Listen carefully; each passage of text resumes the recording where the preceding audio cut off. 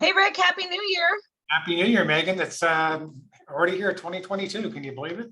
I know it's like I was born a very, very long time ago, and it's always like, are you kidding me? 2022, but here we are, 2022, and Happy New Year. And I think this year is going to be a lot like last year, and maybe even a lot like the year before that, as far as real estate goes. Increase in property values, multiple offers, not a lot of houses for sale. So we are here. If this is your first time watching our vlog, you will see that we have, I think, almost 80 of these.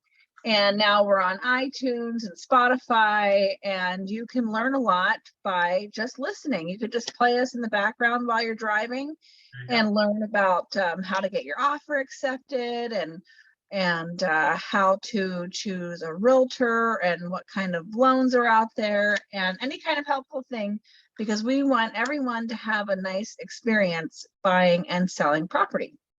That's true. With that in mind, today our topic is, Rick, a lot of times I get phone calls from people that they have not gotten pre-qualified yet, and they're out sort of driving around and they see a house and they call me and they say, how much of a down payment do I need to buy this house? That's the question they ask. And that is not a one-shot answer. And so I've asked you today to talk about some myths about down payments on houses and a little bit about options. But of course, you know, if someone is interested, if they want to get pre-qualified, get ready for the new year, they should definitely call you to find out exactly how much down payment they would need to have. But anyway, on to the myths and misconceptions of down payments.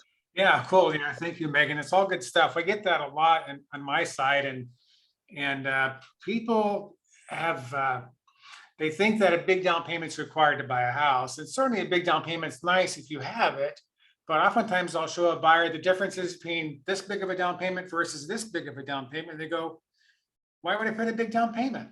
It's not really not that big of a deal. And they say, yeah, but I don't want to pay PMI. Well, let's look at that as well, right? So as a practical matter, you could buy a house with as low as a 3% down payment. Pretty darn low, right? We know that the average first-time buyer has about a 7% down payment on average. Okay. On average, for all home buyers, it's 13% down payment as an average as a whole, right? So not a lot of buyers have 20% down, right? But so in terms of the math on this, I tell buyers a lot, look, as a general rule, okay, for every $10,000 more they put down, the difference in the monthly payment is, guess how much? It's about $45 a month. Okay, so you said for every 10,000 that you put down, you said? For every $10,000 more you put down, is a general rule of thumb, you can will be about a $45 difference in payment. Yeah. So buyers say, I want to put $25,000 more down. Well, yes, they can do that, but your difference in payment is about $110. What do you think is the best trade-off? $25,000 more in the bank, or $110 difference in monthly payment? They go, hey, all day long, take the payment. They like the cash because cash is king, right? Right. So, but they say, well, yeah, but what about the PMI? Well, the good news is there's two things with this I want people to know.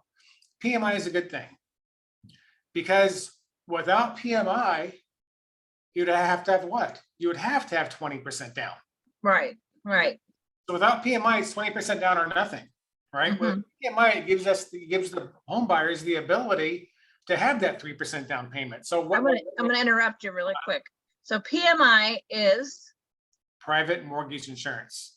Private mortgage insurance, and that's a whole nother topic about PMI, but it could be $0 a month, or it could be hundreds of dollars a month.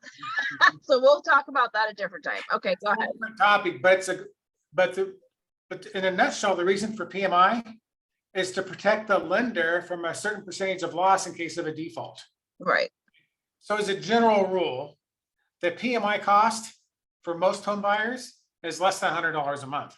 Okay, so what's a better deal? 20% down, which could be $200,000 or $300,000 sometimes, or Mhm. 100,000 or more, versus putting down 25,000.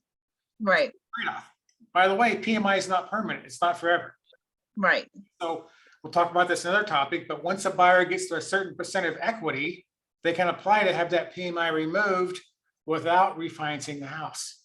Mhm. So at some point, let's say that PMI is $85 a month. Okay, at some point in time, the $85 will go away without having to refinance. Yeah, we'll do a separate talk about that. Yeah, Right? yeah. But the lower down payments are a good thing. So if you look at the math on that, and with the rates as good as they are, I think rates will stay good throughout the Mhm. 12 months. Rates will, however, I think move up a little bit. That's a whole nother discussion. But historically, rates will still be really, really good. Right. Right, exactly. Yeah. So we have to look at the story. Right. So the lower down payments still give, for the most part, home buyers a very good monthly payment and still a very affordable payment without depleting all of their cash. Or sometimes buyers are saying, "Oh, I'm gonna save more money." Right. Well, how much can you save? Well, they can save maybe $10,000 over the next year. Okay, so you save $10,000 more while the housing prices went up 50,000. What do you think is the best deal? Right. Right. So buy the house now, right? Put less down. Right. The equity, get the tax benefits. Right. Exactly. Yeah, good. That's very good advice. So there's quite a few options from what I'm hearing, and that you can put less down and pay some mortgage insurance and get into a house, and you don't have to pay mortgage insurance forever. So that's good. That's exactly right. Well, good. Well, maybe next week we'll talk about PMI. I think we've talked about it before, but yeah, why not talk about it again? Refresher, right? Maybe I'll find the episode in our archives and send it to you so we can see if we can make the information even better this time. Yeah, it's always good, right? All right, Rick, thank you so much for this insight today. I appreciate you letting us pick your brain. And if anyone has any topics they'd like us to talk about, just shoot us a message and we will be happy to cover that for you.